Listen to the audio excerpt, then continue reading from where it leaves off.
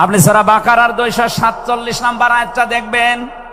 ক্বালা ইন্নাল্লাহা আসতাফাহু আলাইকুম ওয়া যাদাহু বাসতাতান ফিল ইলমি ওয়াল জিসম ইলা আখির আয়া।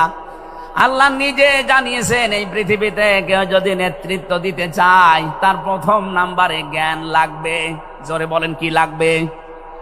আপনি যাকে মেনে চলেন, যার নাম নেতৃত্ব মানেন, বলেন তো সে জ্ঞানী আপনার দৃষ্টিতে মনে হয়?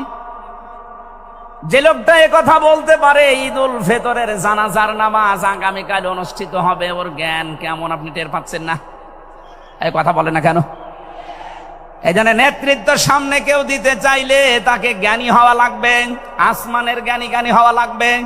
যাবতীয় জ্ঞান, জাগতিক জ্ঞান তো লাগবেই, মাস্ট বি। এইটার জ্ঞান লাগবে। কোনটার বলেন?